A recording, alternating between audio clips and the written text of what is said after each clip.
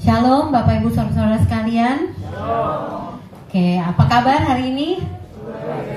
Bersyukur ya untuk Tuhan kita yang setia, yang kasih karunia-Nya yang begitu besar berlimpah bagi kita. Kita mau bersyukur. Nah, minggu ini kita mungkin ada sebagian dari saudara yang libur ya kemarin kerja karena memperingati hari apa saudara? Kenaikan Yesus Kristus, benar ya. Nah, kenaikan Yesus Kristus tuh biasanya pasti hari Kamis gitu ya. Dan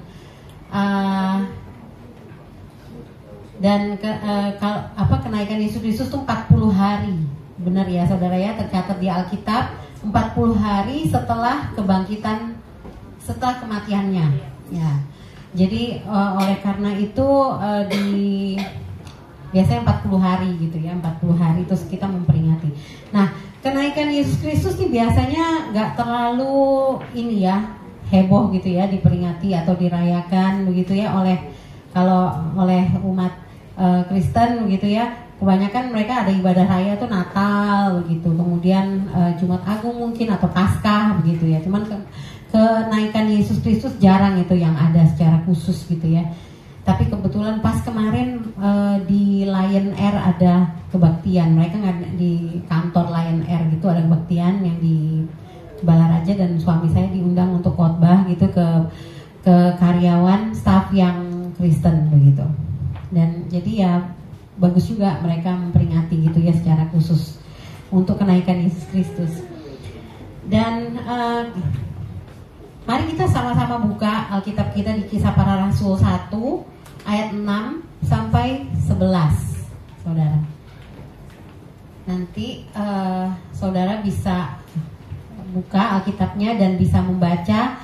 Yang pria bisa ayat ganjil dan yang wanita bisa membaca ayat yang genap. Gitu ya, kita sama-sama baca. Oke, udah dibuka saudara? Semuanya udah? Kisah Para Rasul 1 ayat 6 sampai 11. Kita yang perempuan duluan ya, yang para wanita dulu, mulai dengan ayat yang genap ayat 6. 3, 2, 1. Maka bertanya mereka yang berkumpul di situ, Tuhan, maukah Engkau pada masa ini memulihkan kerajaan bagi Israel? Yang pria. Jawabnya, engkau tidak perlu mengetahui masa dan waktu yang ditetapkan Bapa sendiri menurut kuasanya. Kamu akan menerima kuasa kalau Roh Kudus turun ke atas kamu, dan kamu akan menjadi saksiku di Yerusalem dan di seluruh Yudea dan Samaria dan sampai ke ujung bumi. Pria. Dan perangkatlah yang disaksikan oleh mereka dan awan menutupinya kepada mereka. Ketika mereka sedang menatap ke langit, waktu pidana itu tiba-tiba berdirilah dua orang yang berpakaian putih di dekat mereka Dan berkata kepada mereka, hai orang Galilea, mengapakah kamu berdiri melihat ke langit? Yesus ini yang terangkat ke surga meninggalkan kamu akan datang kembali dengan cara yang sama seperti kamu melihat dia ke surga. Amin. Nah, itu yang dicatat di Kisah Para Rasul ya. Penulisnya adalah murid Yesus juga, yaitu Lukas yang menulis kitab ini, dan dia menceritakan mengenai kenaikan Kristus gitu. Dan kenapa sih Yesus perlu untuk naik ke surga gitu ya? Naik ke surga lagi perlu, kenapa gitu kan ya? Nah, yang pertama-tama yang mau saya sampaikan pada sore hari ini, pertama-tama itu semacam pentahbisan Kristus sebagai Raja, saudara. Tadi kalau kita dengar di awal ada suara gembala oleh Pak Arifin yang mengatakan pentahbisan itu penting gitu kan ya. Yesus sebelum murid-muridnya pergi ke daerah itu diutus secara khusus, ditabiskan secara khusus oleh Kristus gitu ya. Kau pergi berdua dan beritakan Injil gitu. Mereka yang menerima engkau memberkati mereka. Mereka yang tidak menerima engkau kebaskanlah debu kakimu. Dan nasibnya mereka itu nanti akan sama Sodom dan Gomora begitu. Nah, jadi Yesus secara khusus mentahbiskan murid-muridnya. Jadi kita bisa melihat di sini bahwa naiknya Kristus itu seperti Yesus tuh diangkat begitu ya. Itu semacam pentahbisan Kristus sebagai raja. Kalau tadi kita baca di ayat 9 dan 11, ayat di Kisah Rasul 1 tadi, terangkatlah ia disaksikan oleh mereka dan awan menutupnya dari pandangan mereka. Nah, kenapa Yesus itu perlu untuk naik ke surga dengan cara yang demikian gitu ya? Itu adalah sebenarnya dimulainya pemerintahan Kristus begitu ya. Pemerintahan Kristus, dia naik ke surga, dan nanti kalau kita baca lebih lanjut, kita bahas lebih lanjut gitu ya, akan dikatakan bahwa dia naik ke surga, bertahta bersama dengan Allah, duduk di sebelah kanan tahta Allah. Itu tempatnya Kristus. Jadi kalau sekarang ditanya Yesus ada di mana? Di hatiku gitu ya. Sebenarnya enggak ya. Yesus itu ada bertahta di surga, duduk di sebelah kanan Allah Bapa. Amin saudara. Yang di dalam hati kita siapa saudara? Roh Kudus ya, yang diutus oleh Yesus gitu ya. Nah, jadi kemudian kita juga, siapa yang pernah dengar mengenai martir murid Yesus namanya Stefanus? Coba angkat tangan. Ya, dia dirajam batu, dilempar batu sampai mati, dan sebelum dia mati dia mendapatkan penglihatan gitu ya. Stefanus mendapatkan penglihatan di Kisah Rasul 7 ayat 5-6 tercatat bahwa aku melihat anak manusia berdiri di sebelah kanan Bapa. Jadi itu meneguhkan gitu ya bahwa Yesus ada di sebelah kanan Allah Bapa. Dan ini juga sebenarnya saudara, kalau saudara baca ya di Alkitab cetak biasanya itu ada referensi. Dan ini memenuhi nubuatannya Nabi Daniel. Kita tahu Daniel itu adalah salah satu nabi, tokoh Alkitab yang ada di Perjanjian Lama. Jadi itu ratusan tahun sebelumnya itu sudah dinubuatkan semua hal-hal ini. Boleh dibuka di Daniel 7 ayat 13 multimedia. Di sana Nabi Daniel mencatat ya, Daniel mencatat penglihatannya dia. Daniel 7 ayat 13. Tercatat seperti ini. Aku terus melihat dalam penglihatan malam itu, tampak datang dengan awan-awan dari langit seorang seperti anak manusia. Datanglah ia kepada yang lanjut usianya itu. Yang lanjut usianya ini berbicara mengenai Allah Bapa gitu ya, yang kekal, tidak ada batasan waktu, tidak ada mulai, tidak ada endingnya. Itu Allah Bapa kita, disebut yang lanjut usianya itu. Dan ia dibawa ke hadapannya. Lalu diberikan kepadanya kekuasaan dan kemuliaan dan kekuasaan sebagai raja. Maka orang-orang dari segala bangsa, suku bangsa dan bahasa mengabdi kepadanya. Kekuasaannya ialah kekuasaan yang kekal, yang tidak akan lenyap, dan kerajaannya ialah kerajaan yang tidak akan musnah. Maka aku, Daniel, terharu karena hal itu. Dan penglihatan-penglihatan yang kulihat itu menggelisahkan hatiku. Itu yang dicatat oleh Daniel. Dia melihat, sudah menubuatkan dan melihat hal tersebut ya, mengenai kenaikan Kristus ini.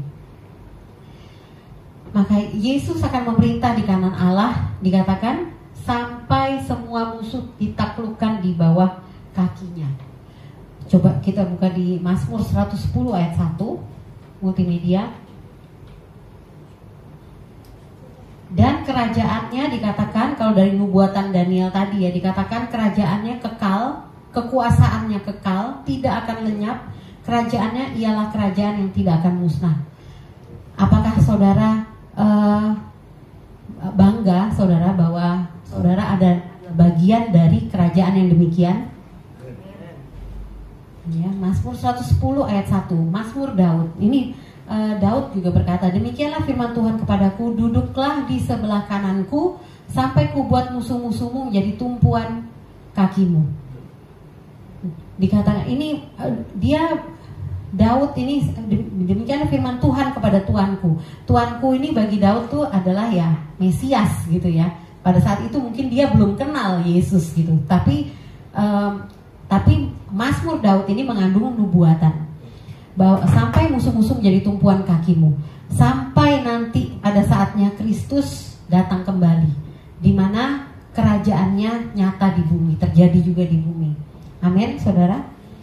Dan jadi kenaikan Kristus ini penting karena ini adalah pentahbisan Kristus sebagai raja.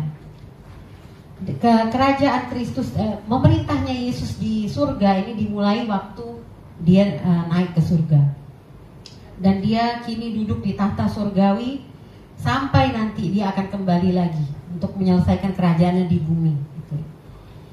Nah, kalau kita perhatikan kenaikannya luar biasa ya saudara ya, megah gitu ya, dia naik, wow gitu ya. Namun karena memang dia itu raja harusnya gitu ya, dia kembali lagi kepada Bapa, posisinya yang awal sebelum dia turun ke dunia. Namun kedatangannya sangat sederhana. Amin, ya benar ya. Kedatangannya sebagai bayi yang kecil, bayi kan sangat nggak berdaya, melambangkan ketidakberdayaan gitu ya. Dan juga lahirnya di tempat yang sangat sederhana, bahkan mungkin orang-orang sebelah pada nggak tahu mungkin gitu ya, kecuali orang-orang yang dinyatakan untuk tahu, seperti orang Majus yang melihat bintang itu dan dia tahu, dan yang tahu pertama juga bahkan gembala-gembala, orang-orang yang sederhana, bukan orang-orang yang penting, orang-orang yang hebat yang tahu mengenai kelahiran Yesus.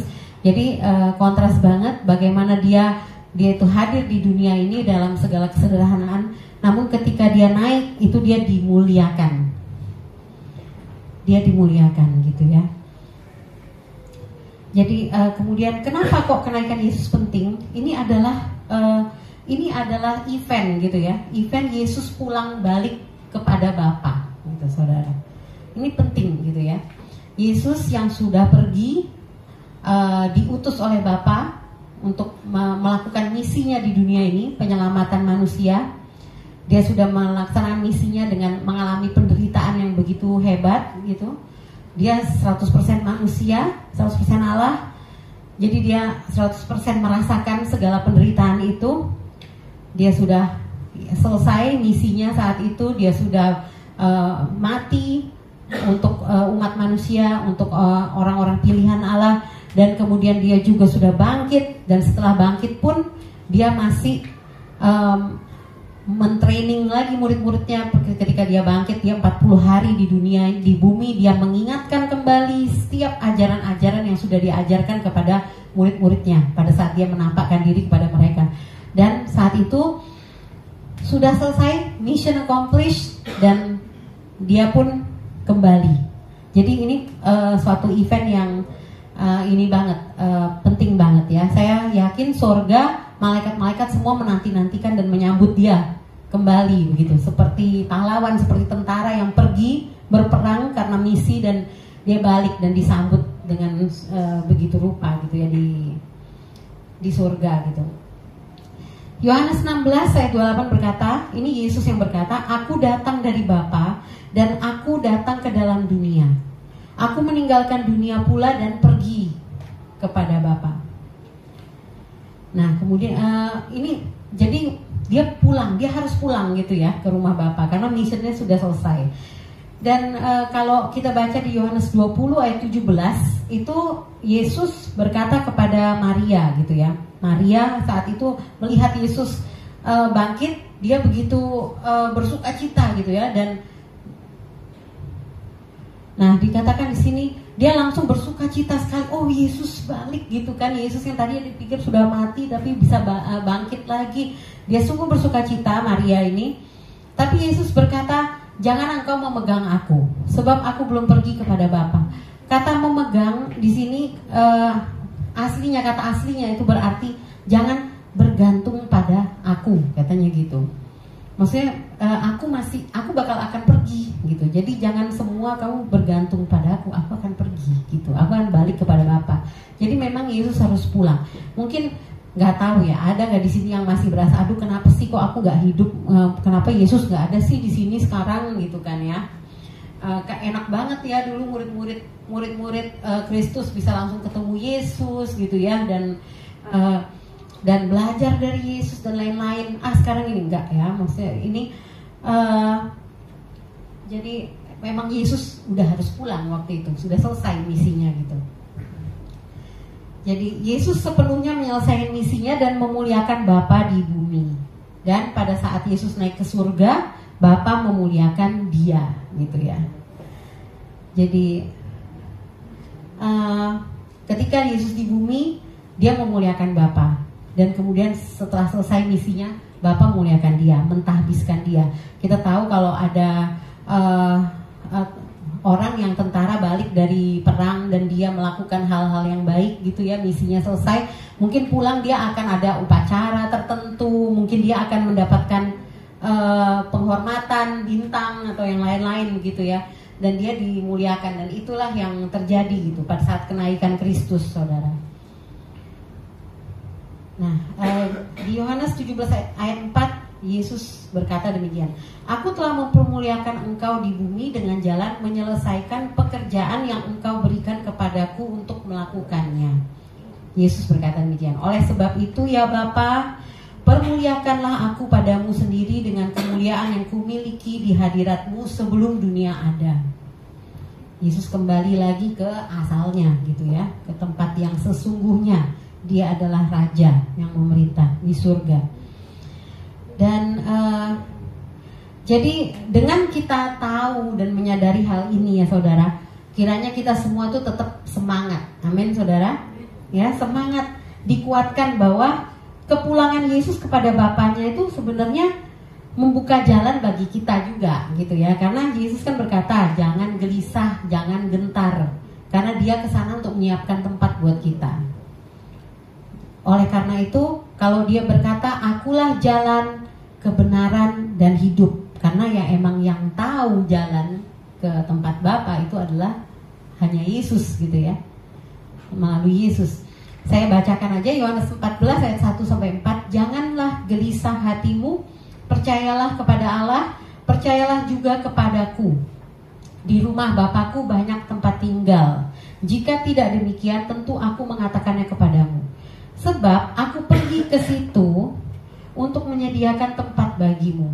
Dan apabila aku telah pergi ke situ dan telah menyediakan tempat bagimu, aku akan datang kembali dan membawa kamu ke tempatku, supaya di tempat di mana aku berada, kamu pun berada. Dan kemana aku pergi, kamu tahu jalan ke situ. Jadi ini penting saudara untuk kenaikan Kristus itu, karena dia juga menyediakan tempat bagi kita. Amin saudara. Kenaikan Kristus itu juga penting, itu karena Yesus di sana di surga itu jadi mediator bagi kita dan imam besar kita. Kok bisa ya? Gitu. Emang kalau Yesus di sini nggak bisa ya? Nah Yesus jadi dikatakan Yesus tuh berdoa bagi kita. Amin saudara di sana, berdoa yang tidak henti-hentinya malahan gitu ya. Yesus tuh perantara yang unik saudara sebenarnya kalau dipikir-pikir. Kan di awalnya dia juga jadi di awal kalau kita lihat bagaimana dia mati bagi kita, menebus dosa kita, itu juga dia semacam pengantara gitu ya, bagi kita agar kita bisa kembali memiliki hubungan dengan Allah gitu. Dia kebangkitannya juga menjamin pengampunan kita gitu.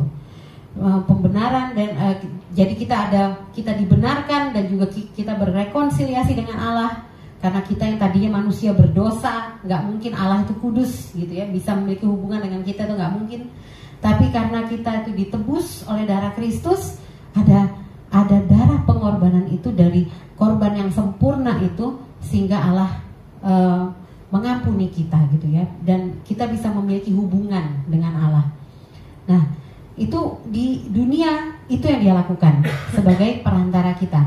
Dan ketika dia naik ke surga, itu juga yang dia lakukan gitu saudara ya. Nah sekarang dia ditinggikan di surga dan dia berdoa bagi umatnya sebagai imam besar dan pembela kita. Coba kita buka di Roma 8 ayat 3-4.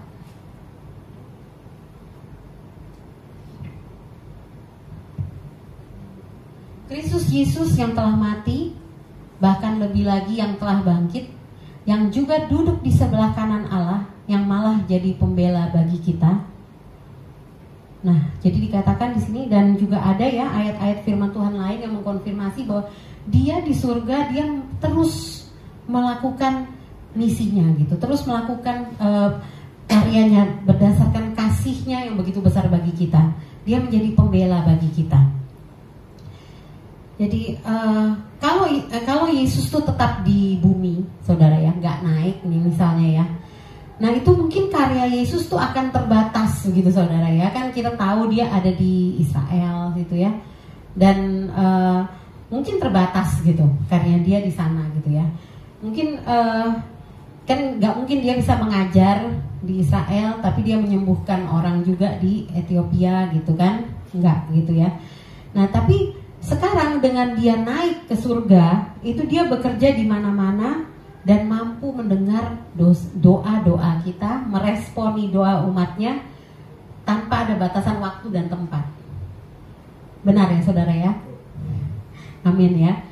Nah dan dia juga karena dia sudah pernah di bumi mengalami segala pergumulan, sakit dan penderitaan di bumi, dia juga bisa empati sama kita ya, perjuangan terhadap segala pergumulan kita. Dia tuh sudah pernah merasakan segala masalah yang kita miliki. Dia dia mengasihi kita gitu dan mau kita tuh hidup berkemenangan. Dan juga bahkan dia memberikan janjinya kalau apapun yang kita minta dalam namanya, dia akan mengabulkannya begitu ya. Segala sesuatu tentunya sesuai dengan kehendaknya. Coba kita sama-sama buka di Yohanes 14 ayat 13 sampai 14. Boleh multimedia aja yang buka. Yohanes 14.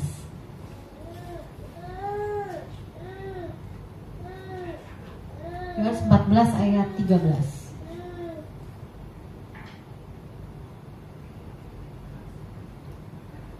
Firman itu telah menjadi manusia. Oh, Yohanes 14. Yohanes 14.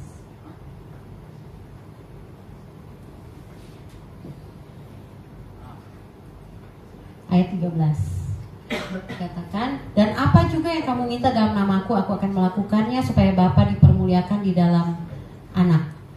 Jika kamu minta sesuatu kepadaku dalam namaku, aku akan melakukannya. Nah itu bahkan janjinya ya. Dan coba di Ibrani 4 ayat 15. Ibrani 4 ayat 15.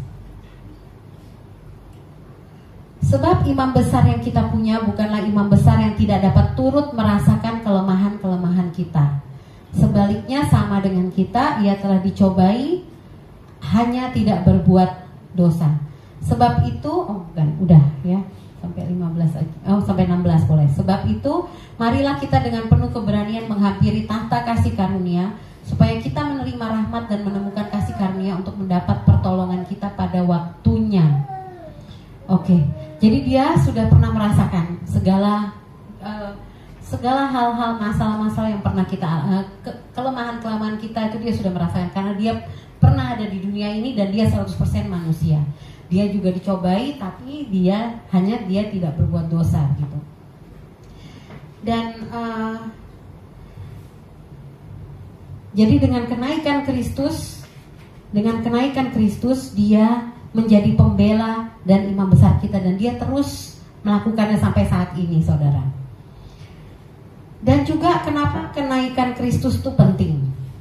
Nah, karena kenaikan Kristus itu menjadi awal mula dari perluasan kerajaan Allah yang besar-besaran di dunia ini.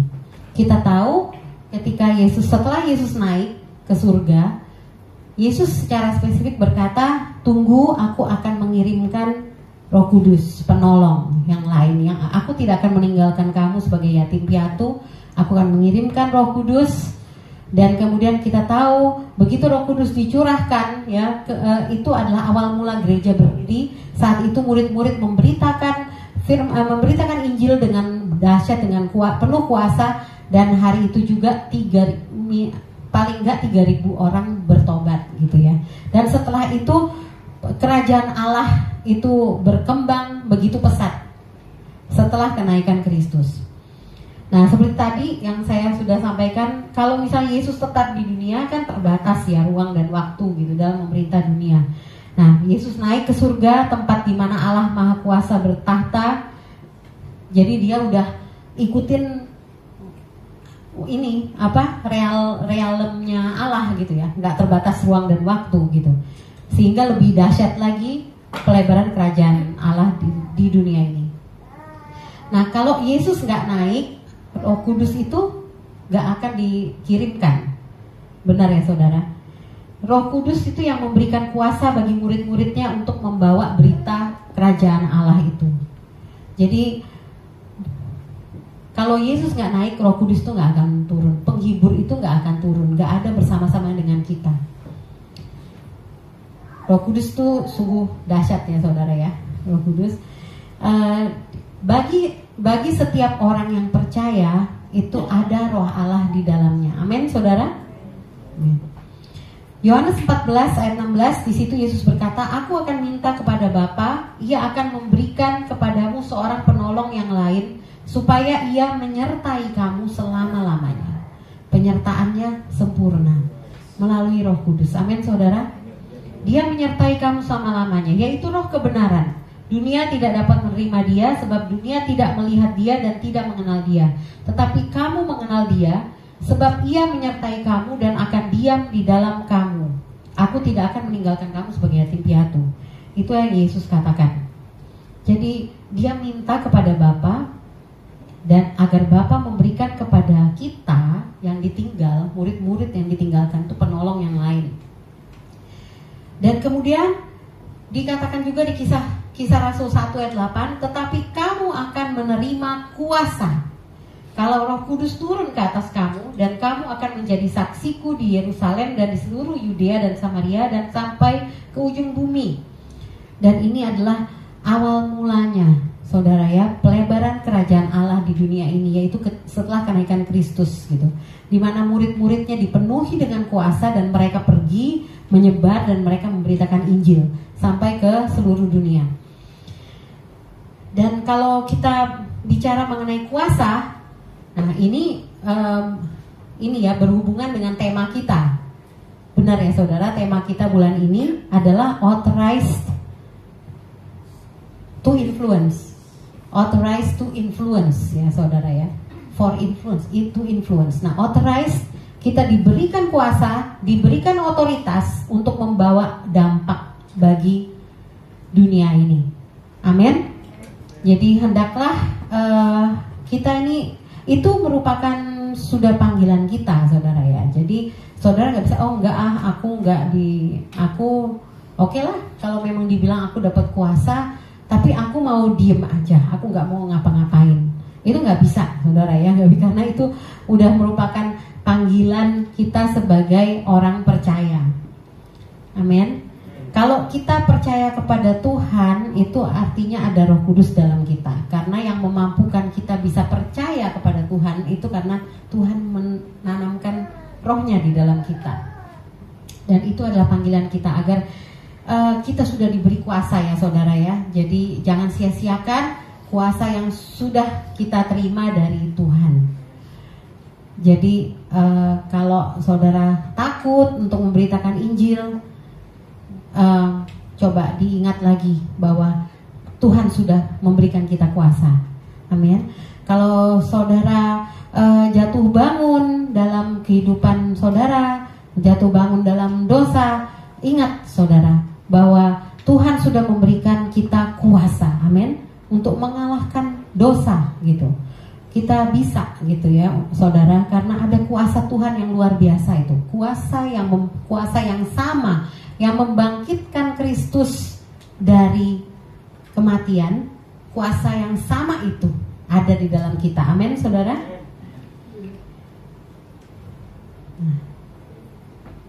dikatakan kembali mengenai Roh Kudus lagi ya saudara. Dikatakan Roh Kudus itulah yang menginsafkan dunia. Amin saudara. Roh Kudus menginsafkan saya, tapi Roh Kudus menginsafkan dunia. Amin.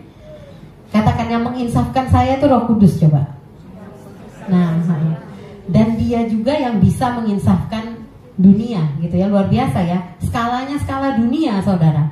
Jadi ketika Yesus naik ke surga, kuasa yang diturunkan, yang diberikan kepada murid-muridnya, yaitu melalui Roh Kudus itu skalanya dunia saudara ya. Bukan cuma di Israel doang, di daerah sana doang gitu ya, bukan, tapi skalanya dunia. Hanya Roh Kudus yang bisa menginsafkan seseorang. Amin saudara. Kadang-kadang kita mungkin pernah dengar nggak, ada mama-mama gitu ya suka komplain curhat gitu ya, aduh aku udah ngomong saya mulutku berbusa gitu ya, sama ini anaknya nggak berubah-berubah gitu mungkin ya. Nah, yang bisa mengubah itu adalah Roh Kudus yang ada di dalam, yang diberikan oleh Kristus kepada setiap orang-orang yang dipilihnya. Ada amin atau enggak saudara? Ya, jadi dikatakan di Yohanes 16 ayat 7, Yesus katakan gini, adalah lebih berguna bagi kamu jika aku pergi balik ke surga, kata Yesus. Sebab jikalau aku tidak pergi, penghibur itu tidak akan datang kepadamu. Tetapi jikalau aku pergi, aku akan mengutus dia kepadamu.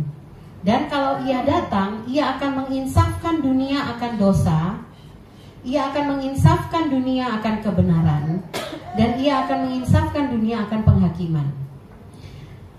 Menginsafkan dunia akan dosa karena mereka tetap tidak percaya kepadaku.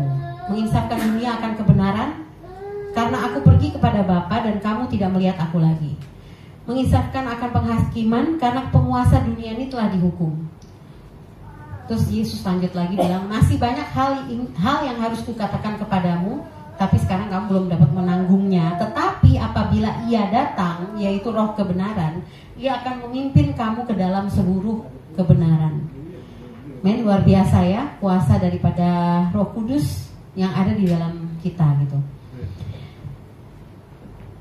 Yang mampu menginsafkan dunia adalah Roh Kudus yang bekerja dalam hati setiap umat pilihannya. Jadi tugas kita ya memberitakan Injil, itu memberitakan kebenaran. Amin saudara, itu tugas kita. Tapi yang bekerja di dalam hati seseorang itu adalah Roh Kudus. Amin saudara. Tapi terus kita nggak mau memberitakan gitu ya, nanti Roh Kudus juga bekerja kalau emang ini, jangan, nggak begitu ya saudara. Udah jelas ini ada bagian-bagiannya gitu saudara ya. Tugas kita memberitakan kebenaran. Kebenaran tuh diberitakan dan melalui tindakan kita. Amin saudara. Kan kita sering dengar ya, Pastor Doni sering ngomong, action speak louder than words. Tindakan kita tuh lebih keras suaranya daripada perkataan kita gitu, lebih. Jadi kalau kita ngomong A tapi kita bertindak B, ya orang nggak bakal percaya gitu kan ya. Nah terus jadi memberitakan kebenaran itu tentunya bukan hanya kita banyak ngomong gitu ya, tapi kelakuan kita, perilaku kita, hidup kita itu juga harus mencerminkan kebenaran. Amin saudara, melakukan hal yang benar. Dan selanjutnya nanti urusan Roh Kudus, urusan Allah, Roh Kudus yang akan menginsafkan gitu. Kemudian yang masih ada nih ya, kenapa Yesus itu penting untuk Yesus tuh naik? Kenapa Yesus harus naik gitu ya? Yesus itu naik karena dia itu ditahbiskan dan dia sekarang duduk di surga dan dia akan kembali sebagai raja dan hakim gitu. Nanti pada saat kedatangan Kristus yang kedua.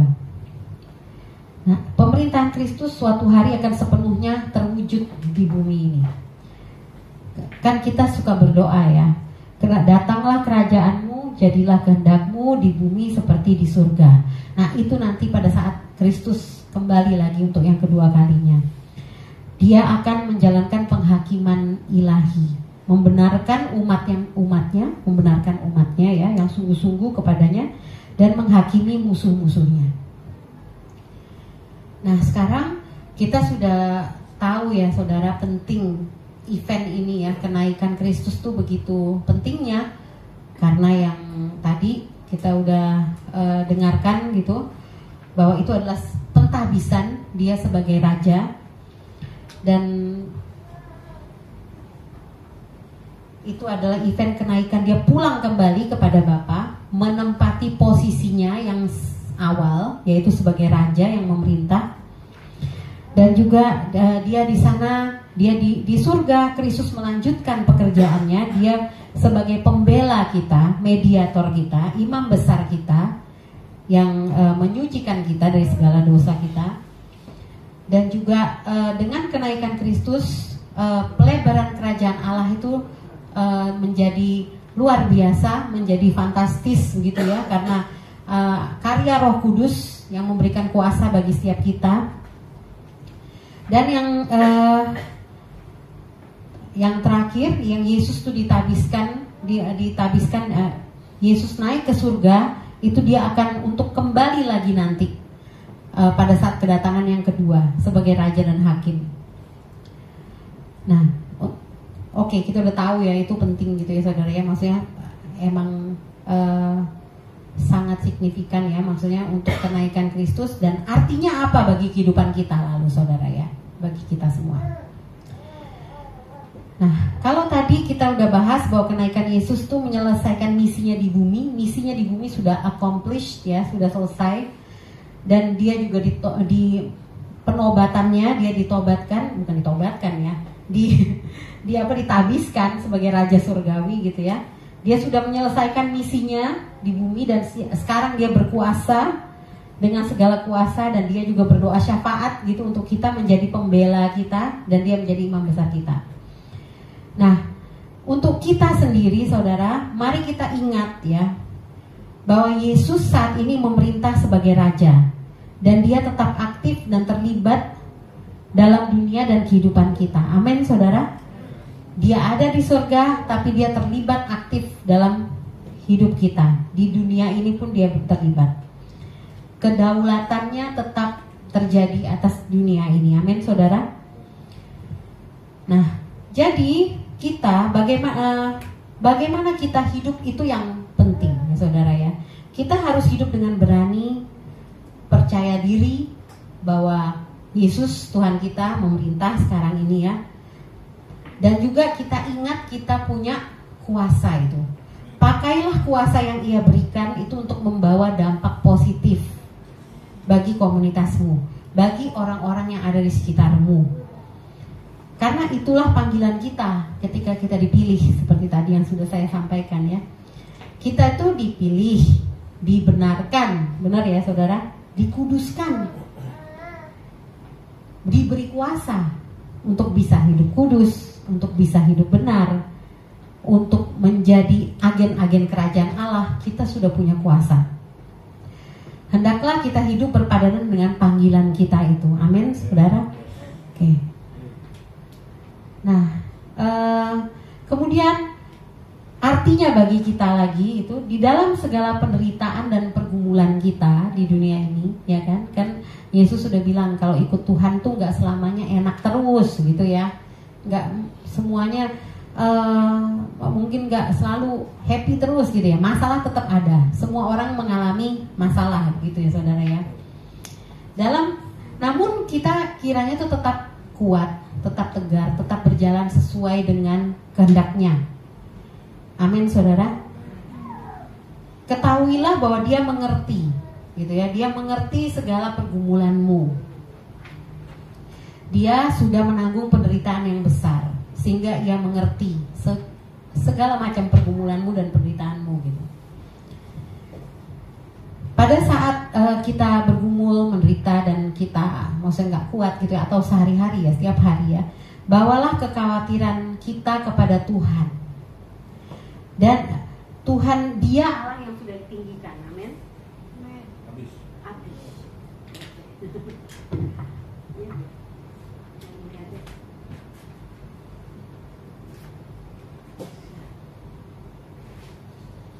kita ingat bahwa dia pernah mengalami semua itu di dunia. Jadi kita bawa kekhawatiran kita kepada Tuhan, dan dia akan mendengar doa Anda gitu ya. Dia akan mendengar doa kita semua, amin saudara. Dan dapat merespon dengan segala kuasa yang dia miliki. Memang kadang-kadang jawabannya mungkin tidak sesuai sama apa yang kita minta gitu ya. Tapi asal kita percaya saja bahwa dalam segala hal Allah turut bekerja mendatangkan kebaikan bagi mereka yang mengasihi Dia. Amin saudara. Yang perlu kita cek itu selalu dari diri kita sendiri. Apakah kita mengasihi Dia? Kan dikatakan dalam segala hal Allah turut bekerja untuk mendatangkan kebaikan bagi mereka yang mengasihi Dia dan mereka yang terpanggil sesuai dengan kehendak-Nya. Nah, itu yang perlu kita cek saudara ya. Apakah kita mengasihi Dia? Gitu ya. Filipi 4 ayat 6 berkata, janganlah hendaknya kamu khawatir tentang apapun juga, tetapi nyatakanlah dalam segala hal keinginanmu kepada Allah dalam doa dan permohonan dengan ucapan syukur. Nah, kalau tadi kadang-kadang kita nggak ngerti ya apa maksudnya Tuhan ya. Seperti tadi kalau adiknya Adi Romi sharing gitu ya, dia berdoa. Dia pada waktu Adi sakit berdoa setiap hari begitu ya, berdoa setiap hari minta agar Tuhan sembuhkan Adi gitu ya. Nah, itu berdoanya benar gitu ya saudara ya, memang harus gitu ya dalam segala hal. Janganlah kamu khawatir tentang apapun juga, tapi nyatakanlah dalam segala hal keinginanmu kepada Allah dalam doa dan permohonan dengan ucapan syukur. Itu memang udah bagian kita gitu ya. Kalau Romi berdoa itu bagiannya. Nah, tapi apapun hasil dari doa kita gitu ya, kita tetap perlu percaya bahwa Allah itu berdaulat dalam segala hal. Amin, saudara. Ya, kita mungkin nggak ngerti sih. Sekarang juga saya nggak ngerti sih kenapa gitu ya. Mungkin kalau saya jadi Romi gitu, saya bisa ya. Bisa mungkin kecewa juga ya gitu ya, karena aduh gimana ini Tuhan, katanya aku disuruh berdoa, aku sudah berdoa ini gitu kan ya, tapi engkau panggil juga kakakku gitu ya. Nah disitulah kita dikatakan bahwa belajar lagi kepada Yesus saudara. Yesus itu lemah lembut dan rendah hati. Itu yang dikatakan oleh Yesus di Matius 11 ayat 29 ya. Matius 11 ayat 29. Pikulah kuk yang kupasang dan belajarlah kepadaku. Kuk itu berbicara mengenai beban gitu ya, beban. Pikulah kuk yang kupasang dan belajarlah kepadaku, karena aku lemah lembut dan rendah hati, dan jiwamu akan mendapatkan ketenangan. Kristus berbicara seperti itu. Jadi pada saat kita nggak mengerti apa maksudnya Tuhan, pada saat kita merasa kita sudah melakukan hal yang benar gitu ya, tapi ternyata kenapa aku harus mengalami ini gitu, kita nggak mengerti gitu ya. Tuhan katakan belajarlah kepada Dia yang lemah lembut dan rendah hati. Amin saudara. Nanti pada waktunya kita akan tahu gitu. Tuhan akan bukakan kepada kita apa alasan segala sesuatu yang Dia lakukan gitu. Habis kalau misalnya kita nggak bergantung sama Tuhan, bergantung sama siapa lagi saudara? Ya, lebih parah lagi. Kita nggak bisa bergantung sama manusia ya kan? Pasti mengecewakan. Manusia pasti akan mengecewakan. Nah, sekarang, jadi saya mengenai ini ya, mengenai topik yang terakhir ini. Jadi dengan kenaikan Kristus ya, dengan kenaikan Kristus di atas ke surga gitu, Dia ada di sana dan Dia tahu, Dia sebagai Allah Raja yang memerintah gitu ya saudara. Dia tahu segala pergumulan kita, Dia sudah pernah mengalaminya. Kita di sini pada saat kita mengalami hal-hal tersebut, masalah-masalah tersebut gitu ya, tetap kita perlu menguatkan kepercayaan kita kepada Tuhan. Tetap berdoa. Jangan sampai kita berdoa aja udah males gitu, nggak mau. Nah itu salah gitu saudara ya. Dengan kita berdoa itu kita menyatakan bahwa kita ini membutuhkan Tuhan. Benar ya? Memang semuanya itu nanti semua Tuhan yang kedaulatan Tuhan yang bekerja. Namun tetaplah berdoa, tetaplah mengandalkan Tuhan ketika kita ada dalam pergumulan. Amin, saudara. Jangan malah gak berdoa karena mikir mungkin udahlah, gitu kan Tuhan berdaulat gitu kan. Atau mikir udahlah, udah capek berdoa juga nanti ya udah biarin aja lah, apalah yang terjadi lah, sekehendakmu lah Tuhan gitu kan. Ya, jangan gitu ya saudara ya. Bagian kita Tuhan Yesus saja berdoa bagi kita di atas di surga gitulah ya. Masa kita nggak mau berdoa untuk teman kita, untuk sahabat kita gitu ya. Nanti urusan nanti misalnya kita misalnya mendoakan saudara kita, keluarga gitu ya. Yang menginsafkan dia nanti Roh Kudus, tapi tetap kita perlu tetap berdoa. Amin saudara. Dan terakhir ya, kita ingat bahwa tempat kita ada tersedia di sorga. Amin saudara. Yesus sudah menyediakan rumah bagi kita di sorga. Dia telah naik dan nanti dia akan kembali sebagai hakim dan raja. Pada saat itu dia akan menghapuskan segala ketidakadilan, segala kesusahan dia hapuskan. Dia akan mengakhiri penderitaan. Nah itu hendaknya menjadi harapan kita. Amin saudara.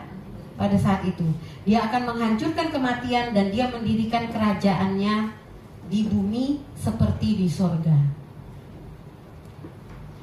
Dan yang terbaik, kita semua akan bersama-sama dengan raja kita pada saat dia kembali nanti.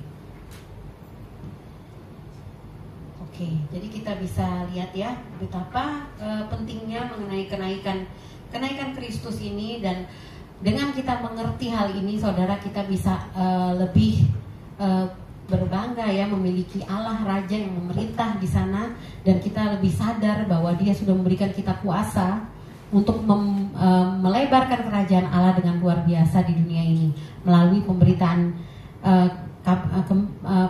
Injil yang kita lakukan, melalui setiap tindakan yang kita lakukan di dalam hidup kita untuk menjadi saksi, menjadi dampak, membawa dampak bagi orang-orang yang ada di sekitar kita.